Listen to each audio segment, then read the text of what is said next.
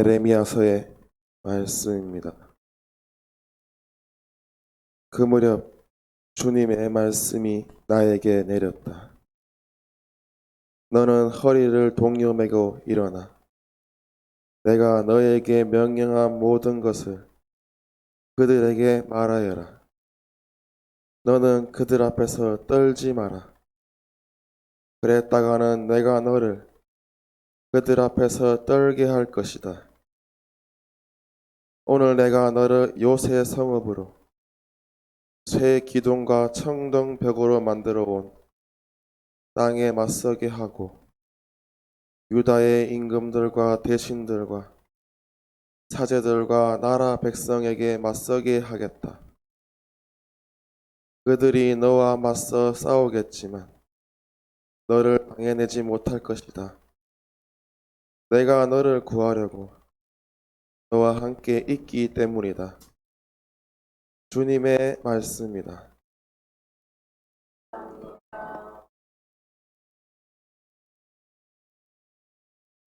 누가 전한 거룩한 복음입니다. 그때 헤로데는 사람을 보내어 요한을 붙잡아 감옥에 묻고 둔 일이 있었다. 그의 동생 필리포스의 아내 헤로디아 때문이었는데 헤로데가 이 여자와 혼인하였던 것이다. 그래서 요한은 헤로데에게 동생의 아내를 차지하는 것은 옳지 않습니다 하고 여러 차례 말하였다. 헤로데아는 요한에게 앙심을 품고 그를 죽이려고 하였으나 뜻을 이루지 못하였다. 헤로데가 요한을 어렵고 거룩한 사람으로 알고 그를 두려워하며 보호해 줬을 뿐만 아니라 그의 말을 들을 때 몹시 당황해 하면서도 기꺼이 듣곤 하였기 때문이다. 그런데 좋은 기회가 왔다. 헤로데가 자기 생일에 고관들과 무관들과 갈릴레아의 유지들을 청하여 잔치를 베풀었다. 그 자리에 헤로디아의 딸이 들어가 춤을 추어 헤로데와 그의 손님들을 즐겁게 하였다. 그래서 임금은 그 소녀에게 무엇이든 원하는 것을 나에게 청하여라. 너에게 주겠다 하고 말할 뿐만 아니라 너가 청하는 것은 무엇이든 내 왕국의 절반이라도 너에게 주겠다 하고 굳게 맹세까지 하였다. 소녀가 나가서 자기 어머니에게 무엇을 청할까요 하자 그 여자는 테레자 요한의 머리를 요구하여라 하고 일렀다. 소녀는 곧 서둘러 임금에게 가서 당장 세례자 요한의 머리를 쟁반에 담아 저에게 주시기를 바랍니다 하고 청하였다. 임금은 몹시 괴로웠지만 맹세까지 하였고 또 손님들 앞이라 그의 청을 물리치고 싶지 않았다. 그래서 임금은 곧 경비병을 보내며 요한의 머리를 가져오라 명령하였다. 경비병이 물러가 감옥에서 요한의 목을 베어 머리를 쟁반에 담아다가 소녀에게 주자 소녀는 그것을 자기 어머니에게 주었다. 그뒤에 요한의 제자들이 소문을 듣고 가서 그의 죽음을 거두어 무덤에 모셨다. 주님의 말씀입니다. 오래간만에 찾아뵙습니다. 그죠? 좀 얼굴이 좀 바뀌신 것 같기도 하고. 예. 오늘은 여러분들에게 재미있는 영화를 한 편 소개하는 것을 해가지고 같이 한번 이야기해 봤으면 합니다. 혹시 여러분들 바베트의 만찬이라는 영화 보신 분 있습니까? 잘 못 보셨죠, 그죠? 이 영화는 아웃 오브 아프리카를 만들었던 여자 감독입니다. 대단한 여자 감독인데 카렌 블릭션이라는 감독인데 이 영화도 세계적으로 히트를 쳤지만 바베트의 만찬은 잘 모릅니다. 이 영화를 제가 소개하자면 배경을 먼저 말씀드려야 되는데 노르웨이 옛날에 그 북부 쪽 유럽이죠. 아주 추운데 그쪽 서해의 작은 마을입니다. 어부들 살고 있죠. 고기 잡으면서 인적이 드물고 땅이 거친 불모지였습니다. 그곳 사람들은 착하고 순박하게 살아갑니다. 집 밖으로도 잘 나가지 않고 고립된 채 살고 있습니다. 이 마을에는 엄격한 율법과 어떤 규칙들이 이 마을 사람들을 하나로 묶고 지탱해 나간다고 보면 됩니다. 그러니까 어떻게 보면 이 바베트의 만찬에 나오는 이 주민들은 어찌 보면 여기 앉아 있는 여러분들의 모습과 비슷하지 않을까 싶습니다. 각자 하는 일이 있고 어떤 나름대로 규칙이 있죠. 이런 식으로 살아갑니다. 이 영화의 주인공으로 자매가 나옵니다. 언니하고 동생인데 이미 오래전에 세상을 떠난 아버지 목사 딸입니다. 루터교입니다. 루터교가 비교적 아주 좀 엄숙하고 좀 경건한 그런 종교입니다. 때문에 이 두 자매는 검은 옷을 입고 엄격한 얼굴과 표정으로 웃으면 그 자매에게서 찾아보기가 어렵습니다. 그녀들은, 이 자매는 그 목사관이라 그러죠. 아버지는 떠났으니까 이 두 자매가 매일 똑같은 음식과 서프 한 사발 그리고 대구 요리를 먹습니다. 그 동네는 우리나라하고 달리 고등어나 칼치가 안 잡히고 대구가 많이 잡힙니다. 코드라 그러죠. 블루코드 이런 식으로. 코드인데 대구 요리인데 이것들은 이제 뭐 서프식을 하고 먹는다는 겁니다. 매일같이. 이 두 자매는 일찍이 결혼도 포기하고 아버지의 그 사역을 이어나가는데 우리식으로 말하면 공소회장하고 비슷하다 보면 됩니다. 그러면서 어려운 형편에 있는 독거노인들에게 음식을 나누어 주면서 좋은 일도 해가면서 복음에 나오는 예수님의 모습을 살고자 노력하는 자매입니다. 근데 문제는 이 자매 두 자매도 그렇지만 이 마을 사람들의 얼굴에는 웃음기가 없다는 겁니다. 생동감이 없다는 겁니다. 오늘 이건 사 웃으시는데 이런 얼굴이 없어요. 그냥 뭐 너무 하루하루가 지겹고 재미없고 이렇게 살아간다는 겁니다. 사실 젊은 시절에 이 두 자매는 아주 아름답고 매력적이어서 결혼을 시청한 남자들이 많았지만은 엄격한 아버지 목사가 물리쳤죠. 하느님께 봉사하면서 너희들은 살아가라. 이것을 주입시킨 겁니다. 영화는 춥고 어둡고 아무 매력이 없는 차가운 날씨를 그 배경으로 하는데 60년대 흑백 TV를 떠올리면 될 겁니다. 단조롭게 처리되었습니다. 그들은 나쁜 사람들은 아니지만 단연코 바람직한 삶을 살지 못하는 사람들이었죠. 두 자매와 마을 사람은. 언니의 이름은 마르티나였고 동생은 필리파였습니다. 그리고 이 영화에서 두 남자만을 소개합니다. 이 두 옛날에 젊은 애인들이었는데 첫 번째는 세렌 장교 로렌스가 언니에게 반해가지고 적극적으로 구했지만 좀 전에 말씀드린 것처럼 아버지 목사에게 쫓겨났고, 두 번째 동생은 유명한 프랑스 가수인 파핀이라는 오페라 가수인데, 파핀은 동생 필리파가 전례할 때 미사처럼 그런 애들 예배할 때 성가를 잘하는 겁니다. 그래서 이태리고 성악 가니까 음악을 가르쳐 준다는 핑계로 접근했지만 역시 아버지 목사에게 쫓겨납니다. 그놈의 나쁜 마음을 알아채고 쫓아냅니다. 프랑스로 돌아가죠. 그러다가 이제 수십 년이 흘렀습니다. 폭풍우가 치고 이제 어느 날 자매가 사는, 나이가 많죠, 자매는. 이 집에 누군가가 심하게 문을 두드리는 겁니다. 나가보니까 한 여인이 비를 흠뻑 맞고는 자매에게 편지를 건네는데, 편지를 보낸 사람이 누군가 하니까 동생 필리파에게 몇십 년 전에 사랑에 빠진 프랑스 가수 파핀이 보낸 겁니다. 그 내용을 읽어보니까 18세기 후반에 프랑스에 혁명이 일어나죠. 옛날에 가족은 다 죽고 갈데없는 여인을 두 자매가, 필리파하고 이 두 자매가, 마르티나하고 두 자매가 주방일을 시키면서 좀 고용 좀 해주라 하는 그런 편지였습니다. 근데 두 자매를 보니까 월급을 줄 형편이 안 되죠. 그럼 뭐 돈이 들어오겠습니까? 그죠? 시골 마을에 어부지를 하면서 살아가는데. 그러니까 이 바베터 주인공입니다. 돈도 필요 없고 그냥 재워만 주면 됩니다. 제가 두 분을 위해서 주방 맡아가지고 일도 하고 하인 일을 할 테니까 제발 재워달라는 겁니다. 그러니까 십복사처럼 살게 해달라는 거죠. 그런데 이 두 자매는 아까 말씀드린 것처럼 금욕적인 생활을 하는 최소한의 재료로 음식을 맛있게 해달라는 겁니다. 여러분들은 먹고 있는 맛있는 빵이 아니고 이 두 자매는 우리는 맛있게 먹어야 된다. 사실 옛날에 신부들도 그렇게 했죠. 그죠? 아주 채찍도 금욕적인 생활이라 그럽니다. 그래서 이 프랑스 여인은 자매가 시키는 대로 불평 없이 14년 동안을 맛없는 음식을 해내가면서 주방일을 맡았습니다. 이렇게 영화가 끝나면 재미없죠. 영화가 아니죠. 이제 이때부터 반전이 시작됩니다. 14년 동안 주방에서 말없이 일하던 바베트에게 어느 날 소포가 왔습니다. 14년 전에 바베트가 프랑스를 떠나올 때, 살기 위해서 떠나올 때 친한 친구가 있었는데 이 바베트의 이름으로 복권에다가 계속 넣은 겁니다. 매주. 200년 전에도 프랑스에서는 로또 이런 게 있었던 것 같습니다. 그런데 1등에 당첨되었다는 소식입니다. 1등. 그러니까 뭐 우리말로 하면 한 수천만 원, 뭐 5, 6천만 원 당첨됐겠죠. 그래서 이거 뭐 바베트는 번쩍번쩍 뛰는 겁니다. 이 시골에 14년을 어촌에 살면서 어마어마한 돈을 움켜쥐니까. 그래서 옆에 있던 그 두 자매, 아까 소개한 하느님만 믿고 하느님 나라만 생각하면서 재밌게 살아가는 이 두 자매는 정들었던 자 바베트를 놓아줘야 되겠다 하고 생각했습니다.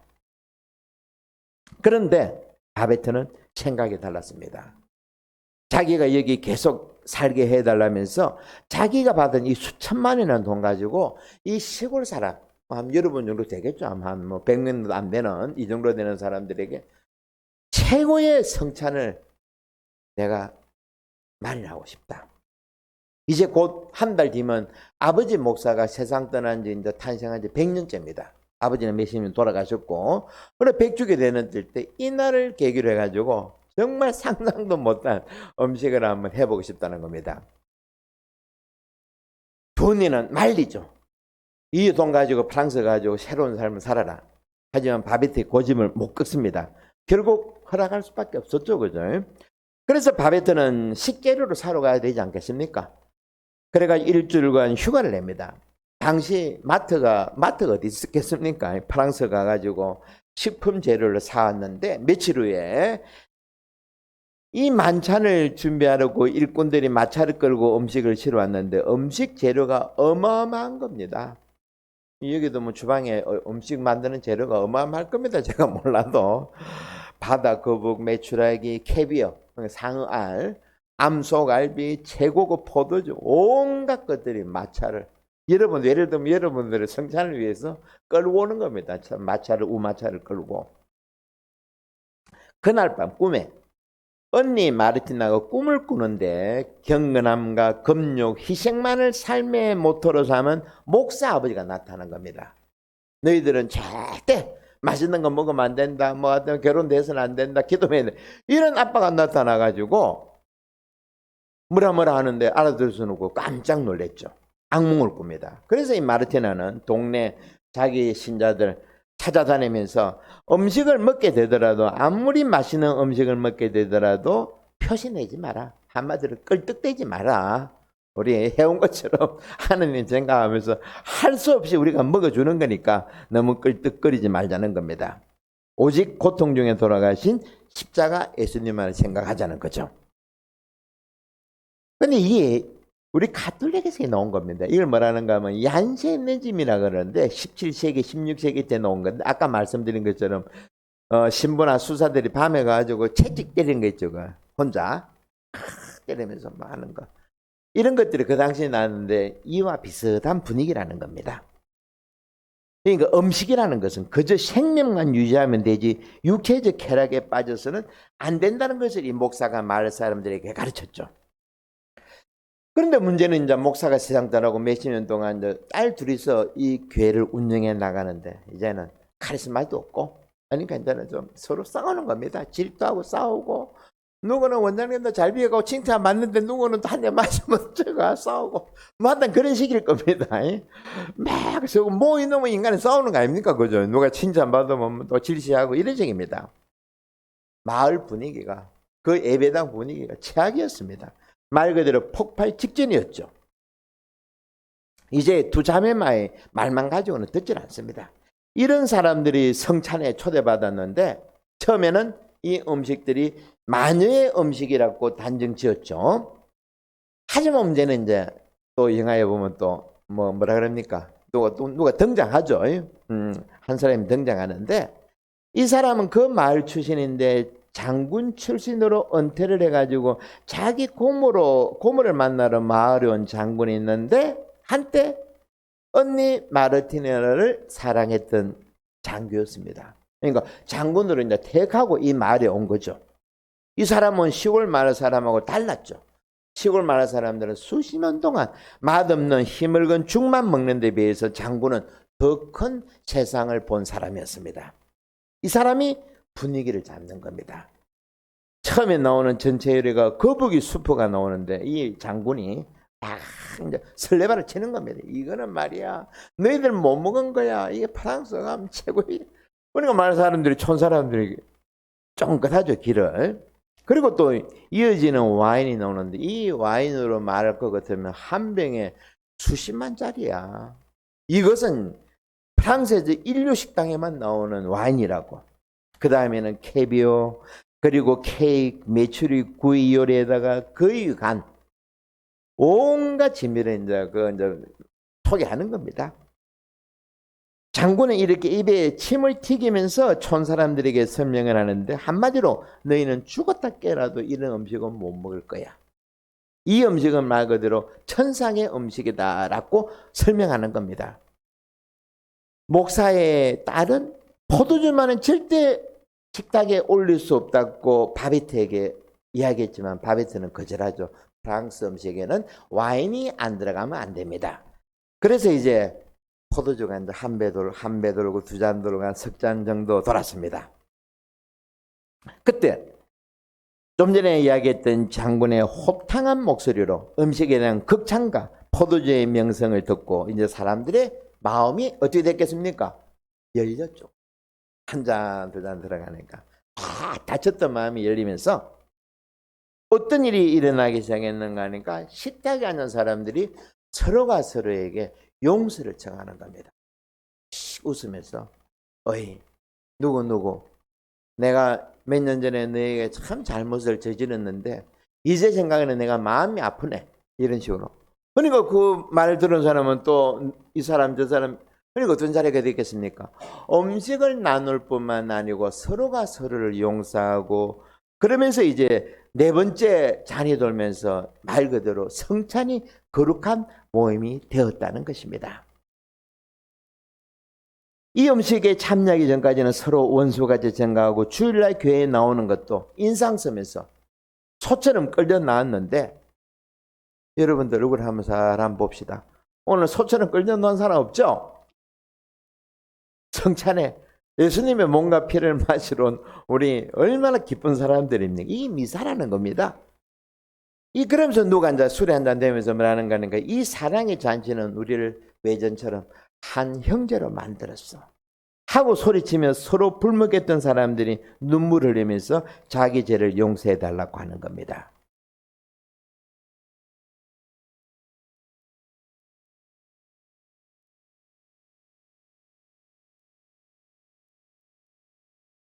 이렇게 소설은 마무리되기 시작합니다. 그곳에 초대받았던 마을 사람들은 그 공간이 하늘의 빛으로 가득 채워졌다는 것만큼은 분명히 알았다는 겁니다.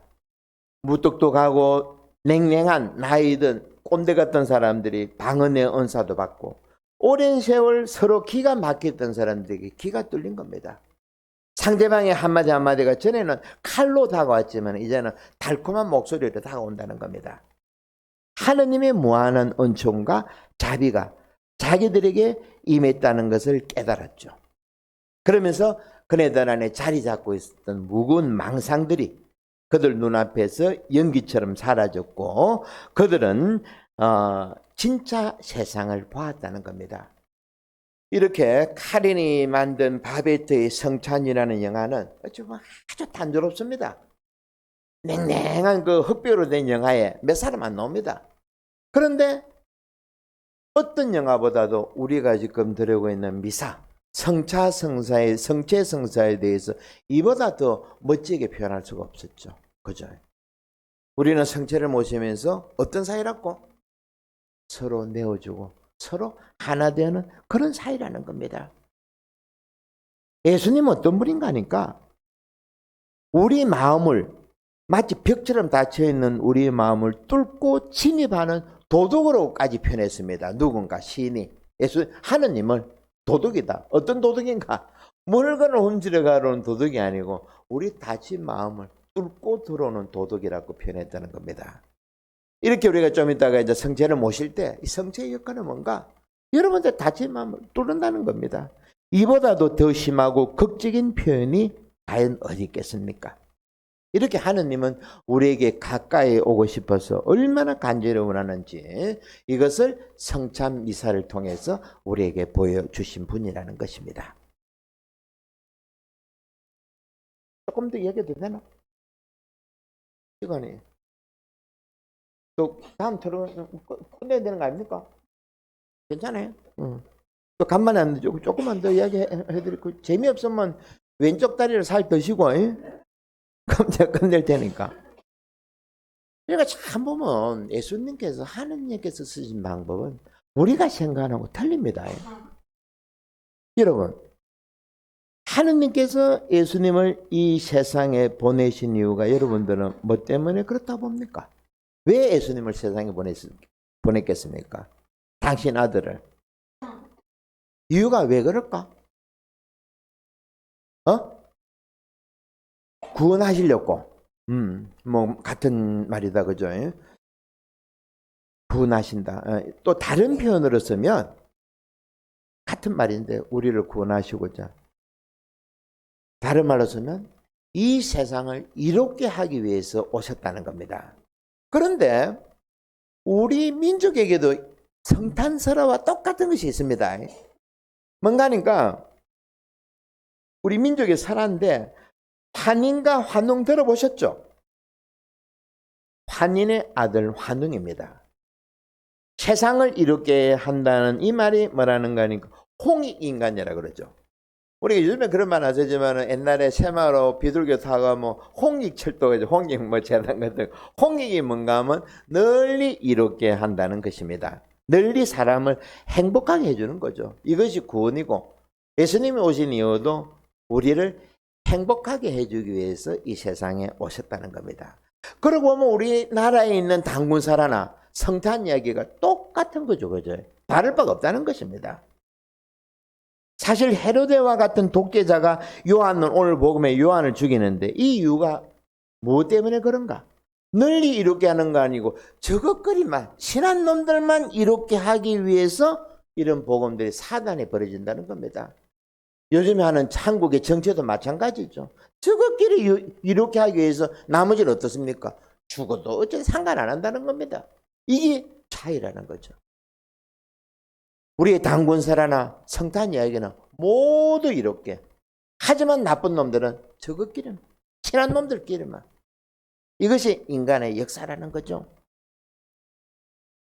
자기와 뜻이 맞는 사람들에게는 무조건 한편이 되고 자기와 뜻이 맞지 않으면 적으로 만들어서 잔인하게 공격한다는 것입니다. 제가 남을 이롭게 하는 일을 실천한 어느 한 할머니 이야기를 소개하겠습니다. 미국 요양원에 할머니 두 분이 한 방에 살고 있었습니다. 그런데 그 방의 위치가 한 분은 밖이 내어 보이는 창문 밑에 침대가 있었고 다른 한 분은 안쪽 벽에 침대가 있었기 때문에 밖이 보이지 않습니다. 근데 문제는 이 두 할머니가 자기 힘으로는 일어나지는 못합니다. 침대에 누워 있어야 되죠. 다음 해가 뜨면 간호사가 간병인이 와가지고 돌봐주고. 그런데 창문 밑에 있는 할머니 하는 일은 뭔가 하니까 아침에 일어나서 저녁에 잠들 때까지만 하는 거 아니까 중계방송을 하는 겁니다. 좀 전에 친구가 안쪽에 있다 그랬죠. 창문 곁에 있는 할머니가 뭐라는 거 하니까 이야기를 하는 겁니다. 쉴 새 없이 바깥 풍경을 중계방송을 하는 겁니다. 바깥에 고등학생이 있는데 벤치에 앉아가지고 아마 남자친구를 만나는 것에 붙어가지고 바깥에 장미꽃이 피고 하늘에 구름이 흘러가고 이런 이야기를 참 하는 겁니다. 그러니까 구석에 있는 할머니는 막 부러운 거죠. 야, 언제쯤 나는 저기를 바깥에 볼 수 있을까? 그러던 어느 날 밤에 창 밑에 있는 할머니의 숨소리가 아주 힘들어집니다. 당연히 그렇죠. 그때 천식 때문에. 그때 뭐 해야 되는가 하면 옆에 있는 친구 할머니는 단추를 눌러야 됩니다. 그때 벽 쪽의 할머니의 머릿속에 사탄이 들어온 겁니다. 짧은 순간에. 마귀가 들어온 거죠. 저 할매만 없으면 내가 저 자리를 차지할 텐데. 그죠? 그게 우리 인간의 마음이라는 겁니다. 결국 할머니는 숨을 거두고 천국으로 갔습니다. 다음 날 친구 할머니가 그 방에 실려 나가고 벽 쪽에 있는 할매가 바깥 창문 있는 쪽으로 옮겨갔습니다. 그런데 그때 어떤 일이 일어났는가? 하루 종일 떠들었던 아름다운 바깥 풍경이 없는 겁니다. 무슨 말인지 알겠죠? 거기에는 빨간 벽돌로 보이지 않는 햇빛만 들어올 뿐이라는 겁니다. 그러니까 이 할머니는 옆에 있는 할머니들을 위해서 답답한 할머니에서 자기 과거를 떠올리면서 아름다운 생각을 한 겁니다. 여러분, 이게 하느님 나라 아니겠습니까? 그죠? 우리 마음에 남들을 질투해가지고 남이 뭐 잘나가는 거 보면 마음이 이게 아니라는 거죠. 나도 안 보이지만은 옆에 있는 할매를 위해서 온갖 아름다운 처녀때 이야기부터 해가지고 온갖 아름다운 이야기를 전해주는 그 마음이야말로 하느님의 나라를 만드는 데 동참하는 거죠. 어떻게 보면 여기 있는 여러분들은 맛있는 빵을 만들어 가지고 하느님의 성찬을 준비하고 뭐 성모울타리 빵이라면 좀 알아주자 맛있다고. 누가 대답했나?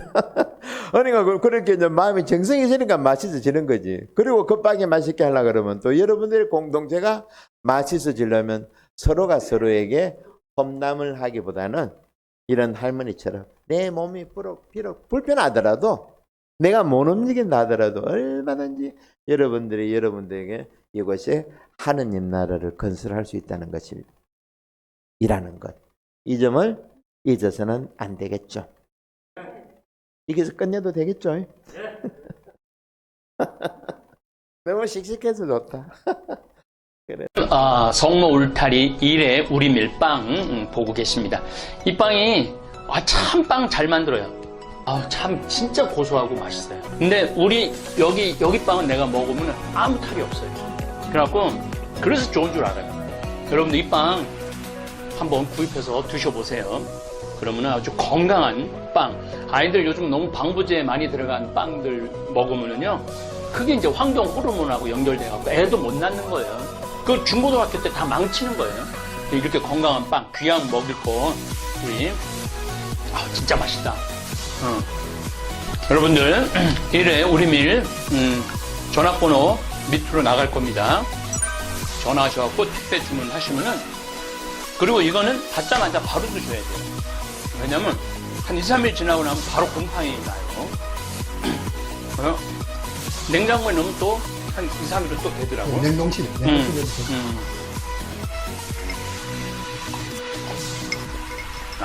진짜 맛있네. 여러분들, 양산 성모 울타리 1회 우리밀 하느님께서 마련해 주신다, 그런 뜻이죠? 예. 하느님께서 마련해 주신다 그래서 1회 우리밀 빵 많이 애용해 주시기 바랍니다. 맛 좋고 믿음 가는 순수 우리 밀빵 찐이야.